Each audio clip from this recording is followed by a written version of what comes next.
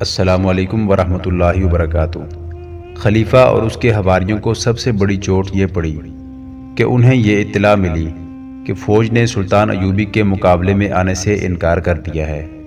سپاہیوں تک تو حکم ہی نہیں پہنچا تھا۔ انکار کرنے والے سالار اور دیگر کمانڈر تھے۔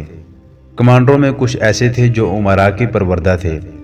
وہ اپنے دستوں کو تیاری کا حکم دینے لگے تو خلیفہ کے مخالف کمانڈروں نے انہیں خبردار کر دیا کہ انہوں نے سلطان ایوبی کے خلاف ہتھیار اٹھائے تو انہیں گھوڑوں کے پیچھے باندھ کر شہر میں گھسیٹا جائے گا۔ 3-4 کمانڈروں نے ایک دوسرے کے خلاف تلواریں نکال لیں۔ معاملہ خون خرابے تک پہنچنے والا تھا کہ زنگی کی بیوہ آن پہنچی۔ یہ عورت پاگلوں کی طرح بھاگ دوڑ رہی تھی۔ وہ گھوڑے پر سوار تھی۔ گھوڑا بری طرح ہانپ رہا تھا۔ وہ دیکھنے آئی تھی کہ فوج کیا کر رہی ہے، کہیں خانہ جنگی کی صورت تو پیدا نہیں ہو گئی۔ اس نے یہ منظر دیکھا کہ 3-4 کمانڈر تلواریں نکالے ایک دوسرے کو للکار رہے تھے اور دوسرے بیچ بچاؤ کر رہے تھے۔ ان میں توفیق جواد بھی تھا۔ زنگی کی بیوہ کو دیکھتے ہی وہ دوڑ کر اس تک گیا اور کہا، آپ یہاں کیا کر رہی ہیں؟ یہاں کیا ہو رہا ہے؟ اس عظیم مجاہدہ نے پوچھا۔ کیا فوج صلاح الدین ایوبی کے استقبال کے لیے جا رہی ہے یا مقابلے کے لیے؟ فوج نہیں جا رہی، توفیق جواد نے جواب دیا۔ ہم نے خلیفہ کے حکم کی تعمیل نہیں کی۔ یہ لوگ آپس میں لڑنا چاہتے ہیں۔ ان میں 2 خلیفہ کے وفادار ہیں۔ زنگی کی بیوہ گھوڑے سے کود کر اتری اور ان کمانڈروں کے درمیان آ گئی جو ایک دوسرے کو للکار رہے تھے۔ اس نے اپنا سر ننگا کر دیا اور ان سے چلا کر کہا، بے غیرتو، پہلے اس سر کو تن سے جدا کرو، اپنی ماں کا سر اس مٹی میں پھینکو، پھر کافروں کی حمایت میں لڑنا۔ تم ان بیٹیوں کو بھول گئے ہو جنہیں کافر اٹھا کر لے گئے تھے۔ تم اپنی ان بچیوں کو بھول گئے ہو جو کافروں کی درندگی سے مر چکی ہیں۔ تم کس کی حمایت میں ایک دوسرے کے خلاف تلواریں نکالے ہوئے ہو؟ میرے بیٹے کے وفادار کافر ہیں۔ آؤ پہلے میری گردن اڑاؤ، پھر ایوبی کے مقابلے میں جانا۔ زنگی کی بیوہ کے آنسو بہہ رہے تھے، منہ سے جاگ پھوٹ رہی تھی۔ کمانڈروں نے تلواریں نیاموں میں ڈال لیں اور سر جھکا کر ادھر ادھر ہو گئے۔ کیا فوج نے حکم عدولی کی ہے؟ یہ خلیفہ کے ایک مشیر کی گھبرائی ہوئی آواز تھی جس نے خلیفہ کے دربار میں سناٹا طاری کر دیا۔ محافظوں کے دستے باہر نکالو، ایک امیر نے غصے سے کہا، جم کر مقابلہ کرو۔ تھوڑی ہی دیر بعد محافظوں کے دستے تیار ہو گئے۔ اس وقت شہریوں کا ہجوم اور زیادہ بڑھ گیا تھا۔ عورتیں چلا رہی تھیں، دروازے کھول دو، ہماری عصمتوں کا پاسبان آیا ہے۔ مرد بھی نعرے لگا رہے تھے۔ محافظ دستوں کو آگے بڑھنے کا راستہ نہیں مل رہا تھا۔ اس وقت خلافت کا قاضی کمال الدین سامنے آ گیا۔ وہ خلیفہ کے دربار میں گیا۔ قاضی کی حیثیت سب سے اونچی اور قابل احترام سمجھی جاتی تھی۔ اس نے خلیفہ سے کہا کہ اگر اس نے صلاح الدین ایوبی کے مقابلے کے لیے اپنی فوج بھیجی تو شہری اس فوج پر ٹوٹ پڑیں گے۔ اس سے زیادہ تر نقصان شہریوں کا ہوگا، خانہ جنگی ہوگی، اور اپنے ہاتھوں اپنے بچوں اور عورتوں کو مروانے کے علاوہ سب سے بڑا نقصان یہ ہوگا کہ صلیبی فوج جو یہاں سے دور نہیں مزاحمت کے بغیر اندر آ جائے گی۔ پھر آپ رہیں گے نہ آپ کی خلافت، اینٹ سے اینٹ بچ جائے گی۔ شریعت کا حکم یہ ہے کہ بھائی بھائی کے خلاف نہیں لڑ سکتا۔ ذرا باہر آ کر لوگوں کی بےتابیاں دیکھیں۔ کیا آپ اس طوفان کو روک لیں گے؟ شہر کی چابی میرے حوالے کر دیں، قاضی کمال الدین نے کہا۔ چابی قاضی کے حوالے کر دی گئی۔ اس نے اپنے ہاتھوں شہر کا دروازہ کھولا۔ شہریوں کا ہجوم رکے ہوئے سیلاب کی طرح باہر نکلا۔ قاضی کمال الدین نے چابی سلطان ایوبی کے حوالے کی۔ سلطان ایوبی نے 2 زانو ہو کر قاضی کے ہاتھ چومے اور اس کے ساتھ شہر میں داخل ہوا۔ اور جب نور الدین زنگی کی بیوہ سامنے آئی تو سلطان ایوبی کی سسکیاں نکل گئیں۔ زنگی کی بیوہ اس سے لپٹ گئی اور بچوں کی طرح بلبلانے لگی۔ اس کی ہچکیاں تھم نہیں رہی تھی۔ سلطان ایوبی کے سواروں پر عورتوں نے پھول پھینکے، بلائیں لیں اور انہیں جلوس میں اندر لے گئی۔ قلعے کی چابی بھی سلطان ایوبی کے حوالے کر دی گئی۔ وہ سب سے پہلے اپنے گھر گیا۔ وہ دمشق کا رہنے والا تھا۔ بڑے جذباتی انداز سے اس پرانے سے مکان میں داخل ہوا جہاں وہ پیدا ہوا تھا۔ کچھ دیر آرام کرنے کے بعد اس نے فوج کے چھوٹے بڑے کمانڈروں کو اپنے مکان میں بلا لیا۔ ان کے ساتھ باتیں کر کے معلوم کیا کہ ان پر کس حد تک اعتماد کیا جا سکتا ہے۔ فوج کی حالت اور کیفیت پوچھی اور اپنے احکام جاری کیے۔ اسی دوران اسے اطلاع ملی کہ خلیفہ اپنے وفادار مشیروں، وزیروں اور امیروں کے ساتھ لاپتہ ہو گیا ہے۔ فوج کے 2-3 اعلیٰ حکام بھی اس کے ساتھ فرار ہو گئے تھے۔ سلطان ایوبی فوراً اٹھا اور فرار ہونے والوں کے گھروں پر چھاپے مروائے۔ یہ گھر دراصل محل تھے۔ بھاگنے والے اپنی جانیں بچا کر بھاگے تھے۔ ان کا مال و دولت پیچھے رہ گیا تھا۔ حرم کی عورتیں، رقاصائیں اور عیش و عشرت کا سارا سامان پیچھے رہ گیا تھا۔ سلطان ایوبی نے اس تمام دولت پر قبضہ کر کے اس میں سے کچھ بیت المال میں دے دیا اور زیادہ تر غریبوں اور اپاہجوں میں تقسیم کر دیا۔ اس نے خلیفہ اور مفرور امراء وغیرہ کے تعاقب کی ضرورت محسوس نہ کی۔ اس نے مصر اور شام کی وحدت یعنی ایک سلطنت کا اعلان کر دیا اور اپنے بھائی تقی الدین کو دمشق کا امیر گورنر مقرر کر دیا۔ دوسرے حصوں کے نئے گورنر مقرر کیے اور اس سلطنت کے استحکام اور دفاع کے انتظامات میں مصروف ہو گیا۔ مگر اس کی انٹیلیجنس کی رپورٹیں اسے بتا رہی تھی کہ اس کے امراء جو الملک صالح کے وفادار تھے اسے چین سے نہیں بیٹھنے دیں گے۔ یورپی ممالک سے آئی ہوئی اطلاعات سے پتہ چلا کہ صلیبی بہت بڑا لشکر تیار کر رہے ہیں جس سے وہ عالم اسلام پر فیصلہ کن حملہ کریں گے۔ اس کے لیے سب سے بڑا خطرہ یہ تھا کہ اس کے اپنے امراء اسے شکست دینے کے لیے صلیبیوں کی راہ دیکھ رہے تھے، لہٰذا اس کے لیے ضروری تھا کہ پہلے ان باغیوں کو ٹھکانے لگائے۔ یہ معمولی سی مہم نہیں تھی۔ دمشق کی فوج کی اہلیت سے وہ واقف نہ تھا۔ اس نے فوری طور پر اس فوج کی ٹریننگ شروع کر دی۔ اسے جہاں لڑنا تھا وہ پہاڑی علاقہ تھا۔ موسم سرما میں ان پہاڑوں پر برف بھی پڑتی تھی اور موسم سرما آ رہا تھا۔ قاہرہ اور دمشق میں اسے ایک فرق نمایاں طور پر نظر آ رہا تھا۔ قاہرہ میں صلیبی اور سوڈانی جاسوسوں اور تخریب کاروں کے کئی خفیہ اڈے تھے اور وہاں کے لوگوں پر سلطان ایوبی کو پوری طرح بھروسہ نہیں تھا۔ دمشق میں صلیبی تخریب کار موجود تھے لیکن یہاں قوم کا بچہ بچہ اس کے ساتھ تھا، بلکہ اس کے اشارے پر آگ میں کود جانے کو تیار تھا۔ اس لیے یہاں کے لوگوں کے متعلق یہ خطرہ بہت کم تھا کہ وہ دشمن کے جاسوسوں اور تخریب کاروں کے اعلی کار بن جائیں گے۔ دمشق اور شام کے لوگوں نے نور الدین زنگی کے زمانے میں پروقار زندگی گزاری تھی۔ اس کی وفات کے فوراً بعد ان کا ذاتی وقار ختم ہو گیا تھا۔ نئے حکمرانوں نے انہیں رعایا بنا لیا تھا۔ امیر وزیر عیش و عشرت اور ذاتی سیاست بازیوں میں مصروف ہو گئے اور انتظامیہ کے حاکم لوگوں کے لیے وبال جان بن گئے تھے۔ قانون کا احترام ختم ہونا شروع ہو گیا تھا۔ قہبہ خانے اور شراب خانے بھی کھل گئے تھے۔ 4-5 مہینوں میں لوگوں کا جینا حرام ہو گیا تھا۔ اناج تک کی کمی ہو گئی تھی۔ لوگوں کو پتہ چلا کہ اناج باہر جا رہا ہے۔ امراء اور وزراء نے اناج درِ پردہ اپنے ہاتھ میں لے لیا تھا اور درِ پردہ باہر کہیں بیچ دیتے تھے۔ بازاروں میں ہر چیز کے بھاؤ چڑھ گئے اور لوگ تنگ دستی محسوس کرنے لگے تھے۔ وہاں کے لوگ تنگ دستی اور فاقہ کشی تک برداشت کرنے کو تیار تھے لیکن وہ قومی سطح سے گرنے کو تیار نہیں تھے۔ وہ صلیبیوں کے ساتھ دوستی کرنے پر آمادہ نہیں ہو سکتے تھے۔ وہ محسوس کرنے لگے تھے کہ ان کے حکمران انہیں دشمن کی جھولی میں ڈال رہے ہیں۔ نور الدین زنگی کے دور حکومت میں جھونپڑیوں اور پھٹے پرانے خیموں میں رہنے والوں کو بھی معلوم ہوتا تھا کہ سرکاری سطح پر کیا ہو رہا ہے۔ جنگ کی صورت میں وہ میدان جنگ کی صورتحال سے آگاہ ہوتے تھے۔ زنگی کے مرتے ہی لوگوں کو اچھوت قرار دے دیا گیا تھا۔ انہیں بتا دیا گیا تھا کہ حکومت کے امور کے متعلق کسی کو استفسار کی جرات نہیں ہونی چاہیے۔ 2 مسجدوں کے اماموں کو صرف اس لیے مسجدوں سے نکال دیا گیا تھا کہ وہ لوگوں کو غیرت اور حریت کا واعظ سنا رہے تھے۔ خلیفہ کے محل اور دیگر سرکاری عمارتوں کے قریب آنا عوام کے لیے جرم قرار دے دیا گیا تھا۔ وہی لوگ جو نور الدین زنگی کو بھی راستے میں روک لیا کرتے اور محاذوں کی خبریں سنا کرتے تھے، اب معمولی سے سرکاری اہلکار کو بھی دیکھ کر ہٹ جایا کرتے تھے۔ لوگ گھٹن محسوس کرنے لگے تھے۔ جہاد کے نعرے بھی مرتے جا رہے تھے۔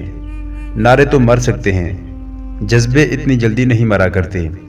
لوگوں نے چوری چھپے مل بیٹھ کر سوچنا شروع کر دیا تھا کہ وہ کیا کریں۔ نور الدین زنگی کی بیوہ نے عورتوں کی ایک جماعت بنا لی تھی۔ ان حالات اور اس گھٹن میں انہیں اطلاع ملی کہ صلاح الدین ایوبی آ گیا ہے اور فوج ساتھ لایا ہے، تو وہ استقبال کے لیے باہر نکل آئے۔ اور جب انہیں پتہ چلا کہ خلیفہ سلطان ایوبی کو اپنی فوج کے زور سے روکنا چاہتا ہے تو لوگ فوج پر ٹوٹ پڑنے کے لیے تیار ہو گئے۔ خلیفہ کے محافظ دستوں کی انہوں نے بہت بے عزتی کی تھی۔ یہی وجہ تھی کہ خلیفہ الملک الصالح اور اس کے حواری امیر چوروں کی طرح دمشق سے بھاگ گئے تھے، اور اب لوگ سلطان ایوبی پر جانیں فدا کرنے کو بےتاب تھے۔ لوگوں کی اس جذباتی کیفیت نے سلطان ایوبی کا کام آسان کر دیا تھا۔ عورتوں میں قومی جذبہ پہلے سے ہی تھا، اب یہ جذبہ دہکتے انگارے بن گیا۔ جمع سال لڑکیوں کا ایک وفد سلطان ایوبی کے پاس گیا اور یہ عرضداشت پیش کی کہ لڑکیوں کو محاذ پر فوج کے ساتھ بھیجا جائے اور انہیں عسکری تربیت دی جائے۔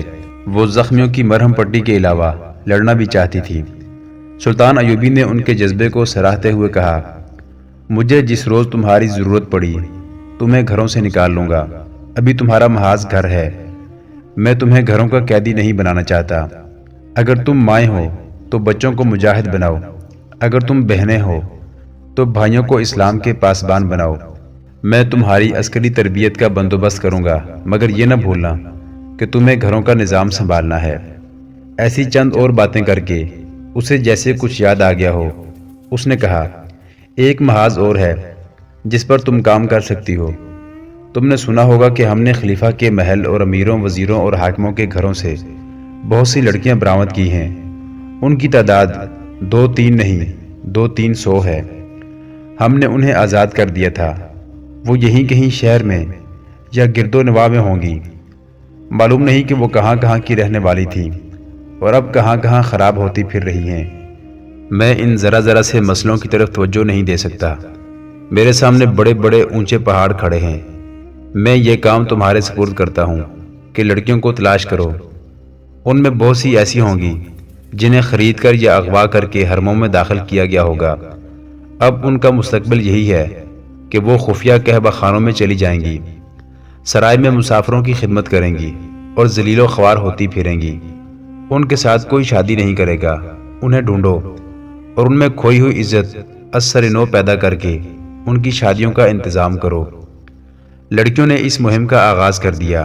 انہوں نے اپنے گھروں کے مردوں کی مدد حاصل کر لی اور چند دنوں میں کئی ایک لڑکیاں برآمد کر کے انہیں اپنے گھروں میں رکھ کر ان کی تربیت شروع کر دی۔ ان بد نصیب لڑکیوں میں سحر نام کی ایک لڑکی تھی جسے زبردستی رقاصہ بنایا گیا تھا۔ اسے ایک امیر کے گھر سے برآمد کر کے رہا کیا گیا تھا۔ اس نے ایک غریب سے گھرانے میں پناہ لے رکھی تھی۔ اتفاق سے لڑکیوں کو پتہ چلا تو اسے وہاں سے لے آئی۔ اس نے جب دیکھا کہ دمشق کی لڑکیاں باقاعدہ فوج کی طرح کام کر رہی ہیں تو اس کی سوئی ہوئی غیرت بیدار ہو گئی اور اس میں جذبہ انتقام بھی پیدا ہو گیا۔ اس نے لڑکیوں کو بتایا کہ اس کے ساتھ کی ایک رقاصہ سرائے کے مالک کے پاس ہے۔ سحر سرائے کے مالک کو جانتی تھی۔ اس نے بتایا کہ یہ آدمی صلیبیوں کا جاسوس ہے۔ اس نے ایک تہہ خانہ بنا رکھا ہے جہاں فدائی یعنی حشیشین اور صلیبی جاسوس راتوں کو جاتے ہیں، رقص ہوتا ہے اور شراب کے مٹکے خالی ہوتے ہیں۔ سحر کو بھی ایک رات وہاں لے جایا گیا تھا۔ اس نے کہا، میں ان جاسوسوں کو پکڑوا سکتی ہوں، لیکن میں انہیں پکڑوانا نہیں چاہتی۔ سرائے کے مالک کو ان کے ساتھ اپنے ہاتھوں قتل کرنا چاہتی ہوں، مگر یہ کام میں اکیلی نہیں کر سکتی، تم میرا ساتھ دو۔ لڑکیاں تیار ہو گئیں۔ انہوں نے ایک منصوبہ تیار کر لیا۔ اس کے مطابق ایک شام سحر پردے میں سرائے کے مالک کے پاس چلی گئی۔ وہ اسے دیکھ کر خوش ہوا۔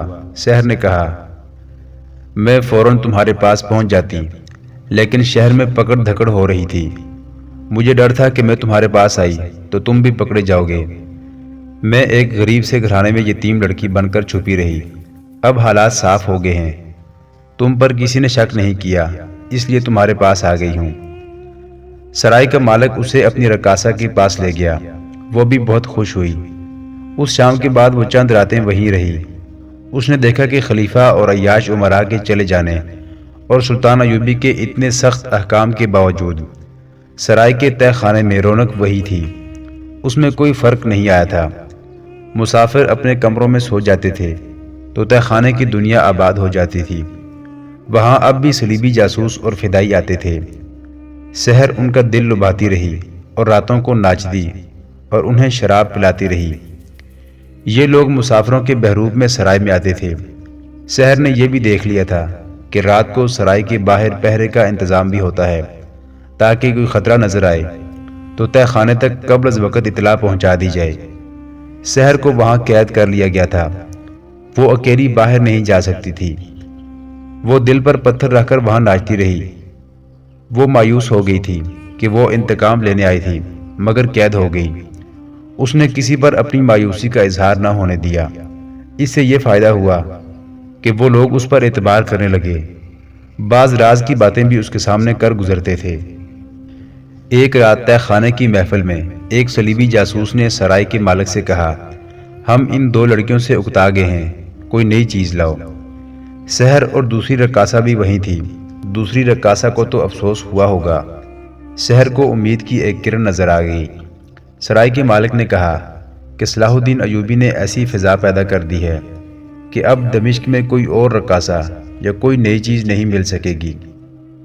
مل کیوں نہیں سکے گی؟ سحر نے کہا، جن ناچنے گانے والیوں کو امیروں کے گھروں سے پکڑ کر آزاد کر دیا گیا تھا وہ ابھی یہی ہیں۔ میری طرح وہ بھی چھپی ہوئی ہیں۔ اگر تم لوگ مجھے 2-3 روز کے لیے باہر جانے دو تو میں انہیں پردے دار خواتین کے بھیس میں یہاں لے آؤں گی۔ سحر کو اس وقت تک قابل اعتماد سمجھ لیا گیا تھا۔ انہوں نے اسے اجازت دے دی اور کچھ رقم بھی دے دی۔ صبح ہوئی تو سحر پردے میں باہر نکل گئی۔ 4-5 روز بعد سرائے کے چور دروازے سے 8 مستورات داخل ہوئی اور سرائے کے مالک کے کمرے میں چلی گئی۔ مستورات نے برقع نما لبادے اوڑھ رکھے تھے جن میں ان کے چہرے چھپے ہوئے تھے۔ کمرے میں آ کر سب نے نقاب اٹھا دیے۔ سرائے کے مالک نے آنکھیں مل کر انہیں دیکھا۔ اسے یقین نہیں آ رہا تھا کہ یہ سب جوان لڑکیاں تھیں اور ایک سے بڑھ کر ایک خوبصورت۔ ان کے ساتھ سحر تھی۔ اس نے بتایا کہ ان میں سے کون کس کے پاس تھی اور یہ بھی بتایا کہ ان کا رقص دیکھ کر اور گانا سن کر تم پر مدہوشی طاری ہو جائے گی۔ اس نے کہا، آج رات اپنے تمام دوستوں کو تہ خانے میں بلا لو۔ سرائے کا مالک پاگلوں کی طرح اٹھ دوڑا۔ وہ اپنے ساتھیوں کو رات تہ خانے میں آنے کو کہنے گیا تھا۔ سحر لڑکیوں کو دوسری رقاصہ کے پاس لے گئی۔ وہ رقاصہ انہیں دیکھ کر حیران ہوئی کہ وہ ان میں سے کسی کو بھی نہیں جانتی تھی۔ اس رقاصہ نے ایک لڑکی کے ساتھ اپنی مخصوص اصطلاحوں میں بات کی تو وہ لڑکی ذرا جھینپ گئی۔